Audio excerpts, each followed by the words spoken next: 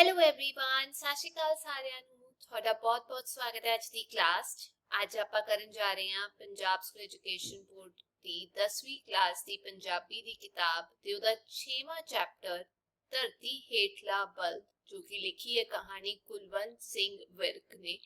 ਉਹਦੇ ਬਾਰੇ ਅੱਜ ਆਪਾਂ ਪੜਾਂਗੇ। ਤਾਂ ਚਲੋ ਕਹਾਣੀ ਪੜ੍ਹਨੀ ਸ਼ੁਰੂ ਕਰਦੇ ਹਾਂ। ਠੱਠੀ ਖਾਰਾ ਪਿੰਡ ਅੰਮ੍ਰਿਤਸਰ ਤੋਂ ਨੇੜੇ ਹੀ ਸੀ, ਪੱਕੀ ਸੜਕ ਤੇ ਜਿਸ ਮੋਜ ਵਿੱਚ ਮਾਨ ਸਿੰਘ ਜਾ ਰਿਹਾ ਸੀ ਉਸ ਵਿੱਚ ਤੇ ਦੂਰ ਦੇ ਪਿੰਡ ਵੀ ਨੇੜੇ ਹੀ ਲੱਗਦੇ ਨੇ। ਇਸ ਲਈ ਭਾਵੇਂ ਸ਼ਾਮ ਹੋ ਰਹੀ ਸੀ ਤੇ ਟਾਂਗੇ ਦੇ ਥੱਕੇ ਹੋਏ ਘੋੜੇ ਦੀ ਤਾਪ ਮਤਲਬ ਆਵਾਜ਼ ਵੀ ਮੱਠੀ ਹੋ ਰਹੀ ਸੀ, ਹੌਲੀ ਹੋ ਰਹੀ ਸੀ। ਉਸਨੂੰ ਕੋਈ ਚਿੰਤਾ ਨਹੀਂ ਸੀ। ਮਾਨ ਸਿੰਘ ਛੁੱਟੀ ਤੇ ਆਇਆ ਹੋਇਆ ਫੌਜੀ ਸੀ। ਠੱਠੀ ਖਾਰਾ ਉਹਦੇ ਯਾਰ ਕਰਮ ਸਿੰਘ ਦਾ ਪਿੰਡ ਸੀ। ਜਿੰਨੀਆਂ ਗੁੜੀਆਂ ਯਾਰੀਆਂ ਫੌਜ ਵਿੱਚ ਲੱਗਦੀਆਂ ਨੇ, ਇੰਨੀਆਂ ਹੋਰ ਕਿਧਰੇ ਨਹੀਂ ਲੱਗਦੀਆਂ। ਪਹਿਲਾਂ ਤਾਂ ਉਹ ਦੋਵੇਂ ਆਪਣੇ ਰੈਜੀਮੈਂਟ ਸੈਂਟਰ ਵਿੱਚ ਇਕੱਠੇ ਰਹੇ ਸਨ ਤੇ ਹੁਣ ਇੱਕ ਬਟਾਲੀਅਨ ਵਿੱਚ ਬਰਮਾ ਫਰੰਟ ਤੇ ਲੜ ਰਹੇ ਸਨ। ਕਰਮ ਸਿੰਘ ਪਹਿਲਾਂ ਦਾ ਭਰਤੀ ਸੀ ਤੇ ਹੁਣ ਹਵਲਦਾਰੀ ਕਰਦਾ ਸੀ, ਪਰ ਮਾਨ ਸਿੰਘ ਮਸਾਂ ਨਾਇਕੀ ਤੱਕ ਹੀ ਅਪੜਿਆ ਸੀ। ਕਰਮ ਸਿੰਘ ਬਾਰੇ ਇੱਕ ਖਾਸ ਗੱਲ ਇਹ ਸੀ ਕਿ ਉਸਦੀ ਜੀਭ ਵਿੱਚ ਬੜਾ ਰਸ ਸੀ। ਪਿੰਡ ਦੇ ਕਈ ਮੁੰਡੇ ਵੀ ਫੌਜ ਵਿੱਚ ਸਨ। ਜਦੋਂ ਛੁੱਟੀ ਆਉਂਦੇ ਤਾਂ ਪਿੰਡ ਦੇ ਬੰਦਿਆਂ ਨਾਲ ਉਹਨਾਂ ਦੀ ਗੱਲ ਵਾਹਿਗੁਰੂ ਜੀ ਦੀ ਫਤਿਹ ਤੋਂ ਅੱਗੇ ਨਾ ਤੁਰਦੀ, ਪਰ ਜਦੋਂ ਕਰਮ ਸਿੰਘ ਪਿੰਡ ਆਉਂਦਾ ਤਾਂ ਖੂਹ ਤੇ ਨਹਾਉਣ ਵਾਲਿਆਂ ਦੀਆਂ ਭੀੜਾਂ ਵੱਜ ਜਾਂਦੀਆਂ। ਸਿਆਲ ਦੀ ਅੱਧੀ ਰਾਤ ਲੋਕ ਠੰਡੀ ਹੋ ਰਹੀ ਦਾਣੇ ਭੁੰਨਣ ਵਾਲੀ ਭੱਠੀ ਦੇ ਸੇਕ ਆਸਰੇ ਕਰਮ ਸਿੰਘ ਦੀਆਂ ਗੱਲਾਂ ਸੁਣਦੇ ਰਹਿੰਦੇ। ਪਿਛਲੀ ਰੈਜੀਮੈਂਟ ਵਿੱਚ ਉਹਦੀ ਰਾਈਫਲ ਦਾ ਨਿਸ਼ਾਨਾ ਬੜਾ ਮਸ਼ਹੂਰ ਸੀ। ਨਿਸ਼ਾਨਾ ਮਾਰਨ ਦੇ ਮੁਕਾਬਲਿਆਂ ਵਿੱਚ ਉਹਦੀ ਗੋਲੀ ਨਿਸ਼ਾਨੇ ਦੇ ਇਸ ਤਰ੍ਹਾਂ ਵਿਚਕਾਰੋਂ ਲੰਘਦੀ ਜਿਵੇਂ ਆਮ ਹੱਥ ਨਾਲ ਫੜ ਕੇ ਲੰਘਾਈ ਗਈ ਹੋਵੇ। ਹੁਣ ਲੜਾਈ ਵਿੱਚ ਉਹਦੇ ਪੱਕੇ ਨਿਸ਼ਾਨੇ ਨੇ ਕਈ ਦੂਰ ਲੁਕੇ ਹੋਏ ਦਰਖਤਾਂ ਯਾਨੀ ਪੇੜਾਂ ਦੇ ਟਾਹਣੀਆਂ ਜਿਹੇ ਦਿਸਦੇ ਜਾਪਾਨੀ ਡੇਗੇ ਸਨ। ਇਸ ਤਰ੍ਹਾਂ ਉਹਨਾਂ ਜਾਪਾਨੀਆਂ ਨਿਸ਼ਾਨਚੀਆਂ ਦੀਆਂ ਗੋਲੀਆਂ ਨਾਲ ਮਾਰੇ ਗਏ ਆਪਣੇ ਆਦਮੀਆਂ ਦੇ ਬਦਲੇ ਚੁਕਾਉਂਦਾ ਤੇ ਆਪਣੀ ਪਲਟਨ ਦਾ ਦਿਲ ਠੰਡਾ ਕਰਦਾ। ਜਿੱਥੇ ਮਸ਼ੀਨ ਗੰਨਾਂ ਦੀਆਂ ਗੋਲੀਆਂ ਦੀਆਂ ਵਾਛੜਾਂ ਨਿਸ਼ਫਲ ਜਾਂਦੀਆਂ, ਉੱਥੇ ਕਰਮ ਸਿੰਘ ਦੀ ਇੱਕ ਗੋਲੀ ਕੰਮ ਸਵਾਰ ਦਿੰਦੀ। ਹੁਣ ਕਰਮ ਸਿੰਘ ਦੇ ਹੱਡ ਭਾਵੇਂ ਪੁਰਾਣੇ ਹੁੰਦੇ ਜਾਂਦੇ ਸਨ, ਪਰ ਜਦੋਂ ਉਹ ਜਿਮਨਾਸਟਿਕ ਦੇ ਡੰਡਿਆਂ ਦੇ ਖੇਡਾਂ ਕਰਦਾ ਸੀ ਤਾਂ ਵੇਖਣ ਵਾਲਿਆਂ ਨੂੰ ਇਸ ਤਰ੍ਹਾਂ ਲੱਗਦਾ ਸੀ ਜਿਵੇਂ ਉਸਨੂੰ ਕੋਈ ਭੂਤ ਚਿੰਬੜ ਗਿਆ ਹੋਏ। ਇੱਥੇ ਲੜਾਈ ਵਿੱਚ ਤੇ ਖੈਰ ਇਹ ਸਭ ਕੁਝ ਬੰਦ ਸੀ। ਹੋਰ ਵੀ ਬਹੁਤ ਕੁਝ ਬੰਦ ਸੀ। ਕਦੀ ਕਸੀਆਂ ਹੋਈਆਂ ਵਰਦੀਆਂ ਪਾ ਕੇ ਬੈਂਡ ਨਾਲ ਪਰੇਡ ਨਹੀਂ ਕੀਤੀ ਸੀ। ਕੋਈ ਬਾਜ਼ਾਰ ਨੇੜੇ ਨਹੀਂ ਸੀ ਜਿੱਥੇ ਮੁਫਤੀ ਪਾ ਕੇ ਕੋਈ ਜਾ ਸਕੇ। ਕਦੀ ਕੋਈ ਪਿੰਡ ਦਾ ਇਲਾਕੇ ਦਾ ਬੰਦਾ ਨਹੀਂ ਸੀ ਦਿਸਦਾ। ਇਸ ਕਰਕੇ ਜਦੋਂ ਮਾਨ ਸਿੰਘ ਦੀ ਛੁੱਟੀ ਦੀ ਵਾਰੀ ਆਈ ਤਾਂ ਕਰਮ ਸਿੰਘ ਬੜਾ ਔਖਾ ਹੋਇਆ ਸੀ। ਜੇ ਉਹਨੂੰ ਵੀ ਛੁੱਟੀ ਮਿਲ ਜਾਂਦੀ ਤਾਂ ਦੋਵੇਂ ਹੀ ਇਕੱਠੇ ਜਾਂਦੇ, ਸ਼ਾਇਦ ਇਕੱਠੇ ਹੀ ਛੁੱਟੀਆਂ ਗੁਜ਼ਾਰਦੇ ਤੇ ਫਿਰ ਇਕੱਠੇ ਹੀ ਮੁੜ ਆਉਂਦੇ। ਅੰਮ੍ਰਿਤਸਰ ਤੋਂ ਚੂਹੜਖਾਨਾ ਕਿਹੜਾ ਦੂਰ ਸੀ। 50 ਕੋਹਾਂ ਦੀ ਵਿੱਖ ਨਹੀਂ ਸੀ। ਭਾਵੇਂ ਪਹਿਲੇ ਨੂੰ ਮਾਝਾ ਤੇ ਦੂਜੇ ਨੂੰ ਬਾਰ ਆਖਦੇ ਸਨ, ਭਾਵੇਂ ਪਹਿਲਾ ਮੁੱਢ ਕਦੀਮਾ ਤੋਂ ਵਸਿਆ ਹੋਇਆ ਸੀ। ਮੁੱਢ ਕਦੀਮਾ ਯਾਨੀ ਬਹੁਤ ਟਾਈਮ ਤੋਂ, ਸ਼ੁਰੂਆਤ ਤੋਂ, ਤੇ ਦੂਸਰੇ ਨੂੰ ਜੰਮ ਕੇ ਵਸਿਆ ਅਤੇ ਥੋੜਾ ਚਿਰ ਹੀ ਹੋਇਆ ਸੀ ਤੇ ਦੂਸਰੀ ਜਗ੍ਹਾ ਨੂੰ ਆਏ ਹੋਏ ਉਹਨੂੰ ਥੋੜੀ ਦੇਰੀ ਹੋਈ ਸੀ। ਪਰ ਛੁੱਟੀ ਇਹਨਾਂ ਦਿਨਾਂ ਵਿੱਚ ਬੜੀ ਔਖੀ ਮਿਲਦੀ ਸੀ। ਕਦੇ ਕਦੇ ਜਿਸ ਤਰ੍ਹਾਂ ਲੜਾਈ ਵਿੱਚ ਬਹਾਦਰੀ ਦੇ ਤਗਮੇ ਕਦੇ ਕਦੇ ਹੀ ਕਿਸੇ ਨੂੰ ਮਿਲਦੇ ਸਨ। ਤੇ ਜਦੋਂ ਮਾਨ ਸਿੰਘ ਪਿਛਾਂ ਨੂੰ ਆਉਂਦੇ ਫੌਜੀ ਟਰੱਕ ਵਿੱਚ ਬੈਠਣ ਲੱਗਾ ਤਾਂ ਕਰਮ ਸਿੰਘ ਨੇ ਕਿਹਾ, ਸਾਡੇ ਘਰ ਵੀ ਹੁੰਦਾ ਆਵੀਂ ਤੂੰ। ਮੇਰੇ ਕੋਲ ਆਏ ਨੂੰ ਜਦੋਂ ਤੈਨੂੰ ਮੇਰੇ ਘਰ ਦੇ ਵੇਖਣਗੇ ਤਾਂ ਅੱਧਾ ਮੇਲ ਤਾਂ ਉਹਨਾਂ ਦਾ ਹੋ ਜਾਵੇਗਾ। ਫਿਰ ਉਹਨਾਂ ਕੋਲੋਂ ਆਏ ਨੂੰ ਮੈਂ ਤੈਨੂੰ ਵੇਖਾਂਗਾ ਤੇ ਤੇਰੇ ਕੋਲੋਂ ਉਹਨਾਂ ਦੀਆਂ ਗੱਲਾਂ ਬਾਤਾਂ ਸੁਣਾਂਗਾ ਤਾਂ ਅੱਧਾ ਮੇਲ ਮੇਰਾ ਵੀ ਹੋ ਜਾਵੇਗਾ। ਫਿਰ ਆਪਣੇ ਇਲਾਕੇ ਵਿੱਚ ਉਸਦੀ ਦਿਲਚਸਪੀ ਵਧਾਉਣ ਲਈ ਉਸ ਪੁੱਛਿਆ, ਤੇ ਅੱਗੇ ਕਦੇ ਉਧਰ ਗਿਆ ਹੈ ਕਿ ਨਹੀਂ? ਨਹੀਂ, ਅੰਮ੍ਰਿਤਸਰ ਵਿੱਚੋਂ ਹੀ ਲੰਘਿਆ ਹਾਂ, ਪਰਾਂ ਤੇ ਕਦੇ ਵੀ ਨਹੀਂ ਗਿਆ। ਉਧਰਲੇ ਗੁਰਦੁਆਰੇ ਨੇ ਤਰਨਤਾਰਨ, ਖਡੂਰ ਸਾਹਿਬ, ਗੋਇੰਦਵਾਲ ਸਾਹਿਬ, ਸਾਰੀ ਥਾਈ ਮੱਥਾ ਟੇਕ ਕੇ ਆਈ। ਨਾਲੇ ਸਾਡੇ ਘਰੋਂ ਹੋਆ ਵੀ ਮੈਂ ਚਿੱਠੀ ਪਾ ਦਿਓ ਉਹਨਾਂ ਨੂੰ। ਤੇ ਇਸੇ ਕਰਕੇ ਆਪਣੀਆਂ ਛੁੱਟੀਆਂ ਮੁੱਕਣ ਦੇ ਨੇੜੇ ਅੱਜ ਉਹ ਟਾਂਗੇ ਤੇ ਚੜਿਆ ਕਰਮ ਸਿੰਘ ਦੇ ਪਿੰਡ ਜਾ ਰਿਹਾ ਸੀ। ਬਾਪੂ ਜੀ, ਮੈਂ ਮਾਨ ਸਿੰਘ ਹਾਂ। ਚੋਕੜਾਨਿਓ, ਉਸਨੇ ਕਰਮ ਸਿੰਘ ਦੀ ਡਿਉੜੀ ਵਿੱਚ ਬੈਠੇ ਬਾਬੇ ਨੂੰ ਹੱਥ ਜੋੜ ਕੇ ਕਿਹਾ। ਆਓ ਜੀ, ਜੀ ਆਇਆਂ ਨੂੰ, ਆਓ ਬੈਠ ਜਾਓ। ਮਾਨ ਸਿੰਘ ਅੰਦਰ ਲੰਘ ਕੇ ਮੰਜੀ ਤੇ ਬਹਿ ਗਿਆ। ਉਸਦੇ ਆਉਣ ਕਰਕੇ ਬਾਬਾ ਕੁਝ ਔਖਾ ਲੱਗਦਾ ਸੀ।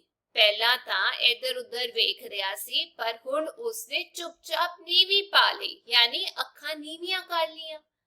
ਮਾਨ ਸਿੰਘ ਕਾਲੇ ਸੁਭਾਅ ਦਾ ਸੀ, ਪਰ ਉਸਦੀ ਇਸ ਆਓ ਭਗਤ ਤੇ ਉਸਨੂੰ ਬੜੀ ਹੈਰਾਨੀ ਹੋਈ। ਹੋ ਸਕਦਾ ਸੀ ਇਹ ਕੋਈ ਓਪਰਾ ਆਦਮੀ ਹੋਵੇ। ਤੁਸੀਂ ਕਰਮ ਸਿੰਘ ਦੇ ਬਾਪ ਹੋ? ਉਸਨੇ ਚੰਗੀ ਮਿਲਣੀ ਦੀ ਮੰਗ ਕਰਦੇ ਹੋਏ ਕਿਹਾ। ਆਹੋ ਜੀ, ਇਹ ਉਹਦਾ ਹੀ ਘਰ ਹੈ। ਉਸ ਮੇਰੇ ਬਾਰੇ ਤੁਹਾਨੂੰ ਕੋਈ ਚਿੱਠੀ ਲਿਖੀ ਸੀ? ਹਾਂ, ਉਸ ਲਿਖਿਆ ਸੀ ਭਾਈ ਤੁਸੀਂ ਆਓਗੇ ਸਾਡੇ ਕੋਲ। ਤੇ ਬੁੱਢਾ ਉੱਠ ਕੇ ਵਿਹੜੇ ਵੱਲ ਤੁਰ ਪਿਆ। ਇੱਕ ਕੱਟੀ ਨੂੰ ਉਸਨੇ ਖੋਲ ਕੇ ਦੂਸਰੇ ਕਿੱਲੇ ਤੇ ਬੰਦਾ, ਫਿਰ ਉਸਦੇ ਪਿੰਡੇ ਤੇ ਸਰੀਰ ਤੇ ਹੱਥ ਫੇਰਿਆ ਤੇ ਫਿਰ ਉਸਨੂੰ ਆਪਣਾ ਹੱਥ ਚੱਟਣ ਲਈ ਦਿੱਤਾ। ਫਿਰ ਅੰਦਰ ਜਾ ਕੇ ਮਾਨ ਸਿੰਘ ਦੇ ਆਉਣ ਦਾ ਪਤਾ ਦਿੱਤਾ ਤੇ ਚਾਹ ਲਿਆਉਣ ਲਈ ਆਖਿਆ, ਤੇ ਜਿਸ ਤਰ੍ਹਾਂ ਮੁੜ ਕੇ ਡਿਉੜੀ ਵਿੱਚ ਆਉਣ ਤੋਂ ਡਰਦਾ ਹੋਵੇ, ਉਹ ਫਿਰ ਵਿਹੜੇ ਵਿੱਚ ਬੰਨੀ ਘੋੜੀ ਕੋਲ ਖਲੋ ਗਿਆ।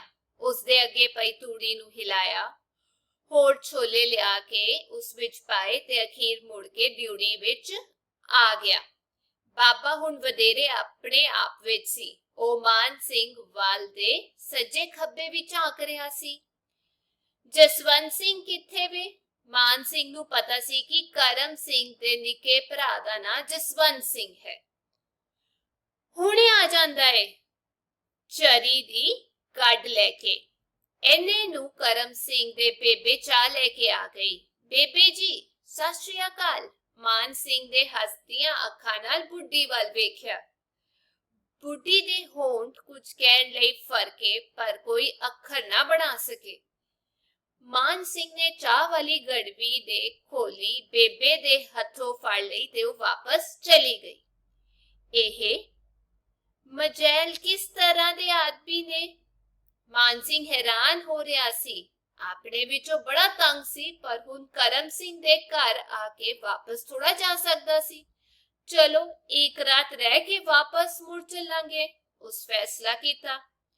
ਰਾਤ ਨੂੰ ਜਦੋਂ ਜਸਵੰਤ ਸਿੰਘ ਆਇਆ ਤਾਂ ਇਸ ਰੌਣਕ ਵਿੱਚ ਕੁਝ ਗੱਲਾਂ ਬਾਤਾਂ ਖੁੱਲੀਆਂ ਹੋਣ ਲੱਗੀਆਂ। ਬੜੀ ਮਸ਼ਹੂਰ ਹੋਈ ਹੈ ਗੋਲੀ ਕਰਮ ਸਿੰਘ ਦੀ ਉੱਥੇ ਬਰਮਾ ਦੀ ਲੜਾਈ ਵਿੱਚ। ਬਸ ਉਹਦੇ ਕੋੜਾ ਦਬਾਣ ਦੀ ਦੇਰ ਹੁੰਦੀ ਹੈ। ਅੱਖ ਦੇ ਫੋਰ ਵਿੱਚ ਇੱਕ ਜਾਪਾਨੀ ਹੇਠਾਂ ਲੇਟ ਜਾਂਦਾ ਹੈ। ਸਾਨੂੰ ਨਾਲ ਤੁਰਦਿਆਂ ਪਤਾ ਵੀ ਨਹੀਂ ਲੱਗਦਾ ਉਸ ਲੱਭ ਕਿੱਥੋਂ ਲਿਆ। ਮਾਨ ਸਿੰਘ ਇੱਥੇ ਰੁਕ ਗਿਆ, ਇਸ ਉਮੀਦ ਤੇ ਕਿ ਉਹ ਸਾਰੇ ਬਰਮਾ ਦੀ ਲੜਾਈ ਦੀਆਂ ਬਹੁਤ ਸਾਰੀਆਂ ਗੱਲਾਂ ਪੁੱਛਣਗੇ। ਉਸਦਾ ਅੰਦਰ ਗੱਲਾਂ ਨਾਲ ਭਰਿਆ ਪਿਆ ਸੀ, ਪਰ ਇੱਥੇ ਤਾਂ ਕੋਈ ਸੁਣਦਾ ਹੀ ਨਹੀਂ ਸੀ। ਕੁਝ ਚਿਰ ਇਸ ਤਰ੍ਹਾਂ ਹੀ ਰਹੀ। ਫਿਰ ਬੁੱਢੇ ਨੇ ਜਸਵੰਤ ਸਿੰਘ ਨੂੰ ਕਿਹਾ, ਆਪਣੀ ਵਾਰੀ ਕਦੋਂ ਹੈ ਪਾਣੀ ਦੀ? ਪਰਸੋਂ 3 ਵਜੇ ਸਵੇਰੇ ਲੱਗਣੀ ਹੈ। 3 ਵਜੇ ਸਵੇਰੇ ਦਾ ਨਾਂ ਸੁਣ ਕੇ ਮਾਨ ਸਿੰਘ ਨੇ ਫੇਰ ਗੱਲ ਛਿੜੀ। ਉਹ ਆਪਣੇ ਯਾਰ ਦੀਆਂ ਰੱਜ ਕੇ ਗੱਲਾਂ ਕਰਨੀਆਂ ਚਾਹੁੰਦਾ ਸੀ। ਹੋਰ ਗੱਲ ਤੇ ਗੱਲ, ਕਰਮ ਸਿੰਘ ਪਹਿਰ ਰਾਤ ਉੱਠਣ ਤੋਂ ਤਾਂ ਬਚ ਗਿਆ। ਫੌਜ ਵਿੱਚ ਸਵੇਰੇ ਉੱਠਣ ਦਾ ਬੜਾ ਆਲਸ ਹੈ ਇਸਨੂੰ, ਸਾਰਿਆਂ ਤੋਂ ਪਿੱਛੋਂ ਉੱਠਦਾ ਹੈ ਉੱਥੇ। ਇਸ ਨਾਲ ਵੀ ਕਿਸੇ ਦਾ ਉਤਸ਼ਾਹ ਨਾ ਜਾਗਿਆ। ਫੇਰ ਰੋਟੀ ਆਈ। ਉਹਨਾਂ ਕਾਫੀ ਉਚੇਚ ਕੀਤਾ ਹੋਇਆ ਸੀ। ਨਾਲ ਨਾਲ ਕਹਿਣ ਦਾ ਮਤਲਬ ਆਓ ਭਗਤ ਵਿੱਚ ਕੋਈ ਕਮੀ ਨਹੀਂ ਸੀ ਛੱਡੀ। ਨਾਲ ਨਾਲ ਜਸਵੰਤ ਸਿੰਘ ਉਹਨੂੰ ਰੋਟੀ ਖਾਂਦੇ ਨੂੰ ਪੱਖਾ ਚੱਲ ਰਿਹਾ ਸੀ। ਉਹਦਾ ਇਹ ਖਿਆਲ ਕਿ ਉਹ ਉਸ ਵੱਲ ਧਿਆਨ ਨਹੀਂ ਦੇ ਰਹੇ ਸਨ ਦਿਲੋਂ ਨਿਕਲ ਗਿਆ। ਰੋਟੀ ਖਾਂਦਿਆਂ ਖਾਂਦਿਆਂ ਕਰਮ ਸਿੰਘ ਦਾ ਨਿੱਕਾ ਜਿਹਾ ਮੁੰਡਾ ਤੁਰਦਾ ਤੁਰਦਾ ਮਾਨ ਸਿੰਘ ਦੀ ਮੰਜੀ ਕੋਲ ਆ ਗਿਆ। ਜੇ ਉਹ ਹੋਰ ਕਿਸੇ ਨਾਲ ਕਰਮ ਸਿੰਘ ਦੀਆਂ ਗੱਲਾਂ ਨਹੀਂ ਸੀ ਕਰ ਸਕਦਾ ਤਾਂ ਉਸ ਮੁੰਡੇ ਨਾਲ ਤਾਂ ਕਰ ਸਕਦਾ ਸੀ। ਮਾਨ ਸਿੰਘ ਨੇ ਉਸਨੂੰ ਕੁੱਛੜ ਚੁੱਕ ਲਿਆ, ਯਾਨੀ ਝੋਲੀ ਚੁੱਕ ਲਿਆ। ਓਏ ਆਪਣੇ ਬਾਪੂ ਕੋਲ ਚੱਲਣਾ ਹੈ, ਜਾਣਾ ਹੈ ਤਾਂ ਚੱਲ ਮੇਰੇ ਨਾਲ, ਬੜਾ ਮੀਂਹ ਪੈਂਦਾ ਉੱਥੇ, ਪਾਣੀ ਵਿੱਚ ਤੁਰਿਆ ਫਿਰੀ। ਮਾਨ ਸਿੰਘ ਦੀ ਇਹ ਗੱਲ ਬਾਪੂ ਨੂੰ ਸੂਲ ਵਾਂਗ ਚੁਭੀ। ਆ ਫੜ ਲੈ, ਮੁੰਡੇ ਨੂੰ ਉਧਰ ਰੱਖ, ਰੋਟੀ ਤਾਂ ਖਾ ਲੈਣ ਦਿਆ ਕਰੋ ਆਰਾਮ ਨਾਲ। ਬਾਪੂ ਨੇ ਜਰਾ ਤੇਜ਼ ਹੋ ਕੇ ਕਿਹਾ ਤੇ ਬੇਬੇ ਆ ਕੇ ਮੁੰਡਾ ਚੁੱਕ ਕੇ ਲੈ ਗਈ। ਹੁਣ ਤਾਂ ਘਰ ਦੀ ਹਵਾ ਵਿੱਚ ਮਾਨ ਸਿੰਘ ਦਾ ਸਾਹ ਲੈਣਾ ਵੀ ਔਖਾ ਹੋ ਰਿਹਾ ਸੀ। ਇੱਧਰ ਦਾ ਪੈਂਡਾ ਮੁਕਾ ਕੇ ਉਸਦਾ ਛੇਤੀ ਛੇਤੀ ਮੁੜਨ ਨੂੰ ਜੀ ਕਰਦਾ ਸੀ। ਉਸ ਆਪਣੇ ਅਗਲੇ ਦਿਨ ਦੇ ਚੱਕਰ ਬਾਰੇ ਪੁੱਛਗਿੱਛ ਆਰੰਭੀ ਯਾਨੀ ਸ਼ੁਰੂ ਕੀਤੀ। ਇੱਥੋਂ ਤਰਨ ਤਾਰਨ ਕਿੰਨਾ ਹੈ? 4 ਕੋ ਪੈਂਡਾ ਹੈ। ਟਾਂਗਾ ਮਿਲ ਜਾਂਦਾ ਹੋਵੇਗਾ ਸਵੇਰੇ ਸਵੇਰੇ ਹੀ।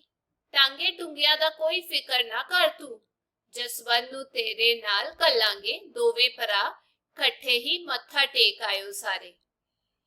ਇਸ ਗੱਲ ਤੇ ਮਾਨ ਸਿੰਘ ਰਾਜੀ ਸੀ। ਜਸਵੰਤ ਸਿੰਘ ਐਡਾ ਘੁੱਟਿਆ ਹੋਇਆ ਬੰਦਾ ਨਹੀਂ ਸੀ, ਪਰ ਮਾਨ ਸਿੰਘ ਦੇ ਨਾਲ ਤੁਰਦਿਆਂ ਉਹ ਵੀ ਕੁਝ ਘੁੱਟਿਆ ਹੀ ਗਿਆ।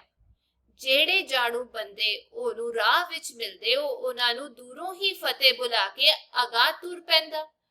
ਭਾਵੇਂ ਮਾਨ ਸਿੰਘ ਦਾ ਜੀ ਯਾਨੀ ਦਿਲ ਕਰਦਾ ਸੀ ਕਿ ਉਹ ਆਪ ਖਲੋ ਕੇ ਲੋਕਾਂ ਨਾਲ ਗੱਲਬਾਤ ਕਰੇ। ਉਸਨੇ ਕਿਹੜਾ ਰੋਜ਼-ਰੋਜ਼ ਇਸ ਪਾਸੇ ਆਉਣਾ ਸੀ। ਕਰਮ ਸਿੰਘ ਨੇ ਤਾਂ ਬੜਾ ਜਸ ਖਟਿਆ ਫੌਜ ਵਿੱਚ। ਤੂੰ ਕਿਉਂ ਨਾ ਫੌਜ ਵਿੱਚ ਗਿਆ? ਮਾਨ ਸਿੰਘ ਨੇ ਫੇਰ ਕਰਮ ਸਿੰਘ ਨੂੰ ਅੱਗੇ ਲੈ ਆਂਦਾ। ਜਸਵੰਤ ਸਿੰਘ ਇੱਕਦਮ ਇਕੱਠਾ ਹੋ ਗਿਆ, ਜਿਵੇਂ ਕੋਈ ਚੋਰੀ ਕਰਦਾ ਫੜਿਆ ਜਾਂਦਾ ਹੈ। ਕੁਝ ਠਹਿਰ ਕੇ ਉਸਨੇ ਕਿਹਾ, ਇੱਕ ਥੋੜਾ ਹੈ ਫੌਜ ਵਿੱਚ। ਚਰੀਆਂ ਕਮਾਦ ਕਿੱਡੇ ਕਿੱਡੇ ਹੋ ਗਏ ਨੇ ਆਪਣੇ ਵੱਲ।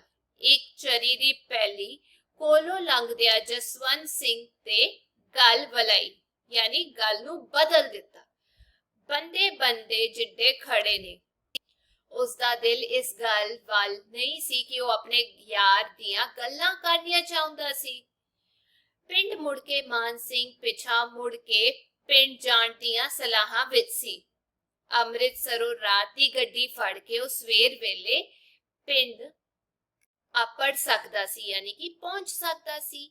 ਭਾਵੇਂ ਆਪੋ ਆਪਣੀ ਥਾਈਂ ਸਾਰਿਆਂ ਨੇ ਉਸ ਲਈ ਕਾਫੀ ਉਚੇਚ ਕੀਤਾ ਸੀ, ਪਰ ਉਸਨੂੰ ਇਸ ਫੇਰੇ ਦਾ ਉਮੀਦ ਤੋਂ ਬਹੁਤ ਘੱਟ ਸਵਾਦ ਆਇਆ ਸੀ। ਉਸ ਵੇਲੇ ਦੀ ਅੰਦਰ ਉਸ ਲਈ ਚਾਹ ਤਿਆਰ ਹੋ ਰਹੀ ਸੀ ਤੇ ਦਿਉੜੀ ਵਿੱਚ ਉਹ ਇਕੱਲਾ ਹੀ ਸੀ।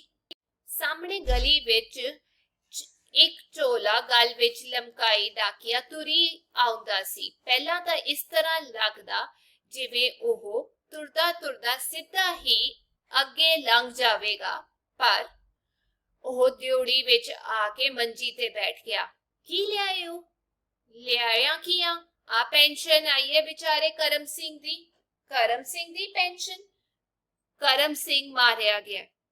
ਬਾਦਸ਼ਾਹ, ਸਾਰਾ ਇਲਾਕਾ ਤਰਾਸ-ਰਾਸ ਪਿਆ ਕਰਦਾ ਹੈ ਤੇ ਤੁਸੀਂ ਉਸਦੇ ਘਰ ਬੈਠਦੇ ਪੁੱਛਦੇ ਹੋ ਕਿ ਕਰਮ ਸਿੰਘ ਮਾਰਿਆ ਗਿਆ ਹੈ।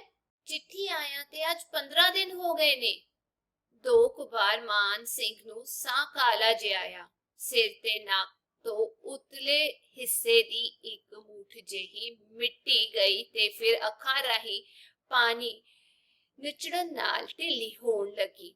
ਕਰਮ ਸਿੰਘ ਦਾ ਘਰ ਅੰਦਰ ਗਿਆ ਹੋਇਆ ਉਹਦਾ ਪਿਤਾ, ਉਸਦਾ ਨਿੱਕਾ ਜਿਹਾ ਮੁੰਡਾ ਉਸਨੂੰ ਰੋਣ ਵਿੱਚ ਮਦਦ ਦੇ ਰਹੇ ਸਨ। ਬਾਪੂ ਨੇ ਬਾਹਰੋਂ ਹੀ ਡਾਕੀਆ ਬੈਠਾ ਵੇਖ ਕੇ ਸਮਝ ਲਿਆ ਸੀ ਕਿ ਗੱਲ ਨਿਕਲ ਗਈ ਹੈ। ਹੁਣ ਭਾਰ ਚੁੱਕੀ ਫਿਰਨ ਦੀ ਕੋਈ ਲੋੜ ਨਹੀਂ ਸੀ।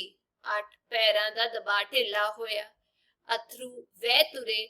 ਦੋਵੇਂ ਤੇਰ ਚੇਰ ਕੋਲ ਕੋਲ ਬੈਠੇ ਆਪਣੇ ਆਪ ਨੂੰ ਹੌਲਾ ਕਰਦੇ ਰਹੇ। ਫਿਰ ਮਾਨ ਸਿੰਘ ਬੋਲਿਆ, ਤੁਸਾਂ ਮੈਨੂੰ ਆਉਂਦੇ ਨੂੰ ਹੀ ਕਿਉਂ ਨਾ ਦੱਸਿਆ? ਐਵੇਂ ਅਸਾਂ ਆਖਿਆ ਮੁੰਡਾ ਛੁੱਟੀ ਆਇਆ ਹੈ, ਇਹਦੀ ਛੁੱਟੀ ਖਰਾਬ ਨਾ ਹੋਵੇ। ਆਪੇ ਛੁੱਟੀ ਕੱਟ ਕੇ ਪਲਟਨ ਵਿੱਚ ਜਾਵੇਗਾ, ਸੁਣ ਲਵੇਗਾ, ਫੌਜੀ ਨੂੰ ਛੁੱਟੀ ਬਹੁਤ ਪਿਆਰੀ ਹੁੰਦੀ ਹੈ। ਜਿੰਨੀ ਕਰਮ ਸਿੰਘ ਨੂੰ ਪਿਆਰੀ ਸੀ ਉਨੀ ਹੀ ਤੈਨੂੰ ਹੋਊ ਨਾ, ਸਗੋਂ ਬਹੁਤੀ ਹੋਊ। ਬਾਹਰ ਦੇ ਪਿੰਡਾਂ ਦੇ ਲੋਕ ਤਾਂ ਸਾਉਣ ਦੇ ਜੰਮਪਲ ਨੇ, ਉਹਨਾਂ ਨੂੰ ਤੇ ਥੋੜਾ ਔਖ ਹੀ ਬਹੁਤਾ ਦਿਸਦਾ ਹੋ, ਪਰ ਅਸੀਂ ਗੱਲ ਲੁਕਾਉਣ ਵਿੱਚ ਰਤਾ ਕਾਮਯਾਬ ਨਹੀਂ ਹੋਏ। ਇਹ ਵੀ ਬੇਸਵਾਦੀ ਹੀ ਕੀਤੀ। ਮੁਰਦੇ ਹੋਏ ਮਾਨ ਸਿੰਘ ਨੇ ਮਾਝੇ ਦੇ ਪਿੰਡ ਵੇਖੇ ਜਿਨ੍ਹਾਂ ਦਾ ਬਾਬਾ ਜੰਮਪਲ ਸੀ। ਇਹਨਾਂ ਦੁਆਲੇ ਬਚਾ ਲਈ ਕਿੱਲੇ ਕੋਟ ਉਸਾਰੇ ਹੋਏ ਸਨ। ਥਾਂ ਥਾਂ ਮੜੀਆਂ ਤੇ ਸਮਾਧਾਂ ਸਨ, ਜਿਹੜੀਆਂ ਪਿਛਲੀਆਂ ਪੀੜ੍ਹੀਆਂ ਵਿੱਚ ਇਹਨਾਂ ਲੋਕਾਂ ਦੀ ਤਾਕਤ ਤੇ ਧਾਵਾਂ ਕਰਨ ਵਾਲਿਆਂ ਨਾਲ ਲੜਨ ਮਰਨ ਦੀ ਕਹਾਣੀ ਦੱਸਦੀਆਂ ਸਨ। ਇਸੇ ਕਰਕੇ ਬਾਬੇ ਦੀ ਸਹਿਣ ਸ਼ਕਤੀ ਇੰਨੀ ਵਧੀ ਹੋਈ ਸੀ ਕਿ ਉਹ ਦੂਜਿਆਂ ਨੂੰ ਹੌਲਾ ਕਰਨ ਵਿੱਚ ਆਪ ਹੋਰ ਭਾਰ ਚੁੱਕਣਾ ਚਾਹੁੰਦਾ ਸੀ। ਮਾਨ ਸਿੰਘ ਨੇ ਸੁਣਿਆ ਹੋਇਆ ਸੀ ਕਿ ਇੱਕ ਧੌਲ ਹੈ ਯਾਨੀ ਬਲਦ ਹੈ ਜੋ ਆਪਣੇ ਸਿੰਘਾਂ ਤੇ ਸਾਰੀ ਧਰਤੀ ਦਾ ਭਾਰ ਚੁੱਕ ਕੇ ਖੜਾ ਰਹਿੰਦਾ ਹੈ। ਉਸ ਨੂੰ ਇਸ ਤਰ੍ਹਾਂ ਲੱਗਾ ਜਿਵੇਂ ਕਰਮ ਸਿੰਘ ਦਾ ਪਿਤਾ ਹੀ ਉਹ ਧੌਲ ਹੈ ਜਿਹੜਾ ਭਾਰ ਥੱਲੇ ਦੱਬਿਆ ਹੋਣ ਪਿੱਛੋਂ ਵੀ ਲੋਕਾਂ ਦਾ ਭਾਰ ਚੁੱਕਣਾ ਚਾਹੁੰਦਾ ਸੀ। ਇਹ ਸੀਗੀ ਇਸ ਪਾਠ ਦੀ ਕਹਾਣੀ, ਜਿਹਦੇ ਵਿੱਚ ਕਿਸ ਤਰੀਕੇ ਨਾਲ ਦੱਸਿਆ ਗਿਆ ਸੀ ਕਿ ਇੱਕ ਫੌਜੀ ਜਦ ਛੁੱਟੀ ਆਂਦਾ ਹੈ ਤਾਂ ਉਹ ਆਪਣੇ ਦੂਜੇ ਫੌਜੀ ਦੋਸਤ ਦੇ ਪਿੰਡ ਜਾਂਦਾ ਹੈ ਤੇ ਉੱਥੇ ਜਾ ਕੇ ਉਹਨੂੰ ਪਤਾ ਹੀ ਨਹੀਂ ਲੱਗਦਾ ਵੀ ਉਹਦਾ ਜਿਹੜਾ ਦੋਸਤ ਹੈਗਾ ਉਹ ਹੁਣ ਫੌਜ ਦੇ ਵਿੱਚ ਨਹੀਂ ਰਿਹਾ, ਉਹ ਚੜਾਈ ਚੜ ਗਿਆ। ਤੇ ਉਸ ਦੋਸਤ ਦੇ ਘਰਦਿਆਂ ਨੇ ਵੀ ਉਸਨੂੰ ਨਹੀਂ ਦੱਸਿਆ ਕਿਉਂਕਿ ਉਸਦੀ ਛੁੱਟੀ ਬਰਬਾਦ ਨਹੀਂ ਕਰਨਾ ਚਾਹੁੰਦੇ ਸੀ, ਪਰ ਇੱਕ ਡਾਕੀਆ ਜਦ ਡਾਕ ਲੈ ਕੇ ਆਇਆ ਤਾਂ ਉਸਨੂੰ ਪਤਾ ਲੱਗ ਗਿਆ ਤੇ ਉਸਨੂੰ ਇਹ ਵੀ ਪਤਾ ਲੱਗ ਗਿਆ ਕਿ ਉਹ ਔਖੇ ਔਖੇ ਹੋ ਕੇ ਕਿਉਂ ਰਹਿ ਰਹੇ ਸੀ ਘਰ ਦੇ। ਤੇ ਮੈਂ ਉਮੀਦ ਕਰਦੀ ਹਾਂ ਇਹ ਚੈਪਟਰ ਤੁਹਾਨੂੰ ਵੀ ਇਮੋਸ਼ਨਲ ਕਰ ਦੇਗਾ। ਜੇ ਵੀਡੀਓ ਵਧੀਆ ਲੱਗੀ ਤਾਂ ਲਾਈਕ ਸ਼ੇਅਰ ਕਮੈਂਟ ਜ਼ਰੂਰ ਕਰਿਓ। ਆਪਾਂ ਫੇਰ ਮਿਲਾਂਗੇ। Till then take care, bye bye.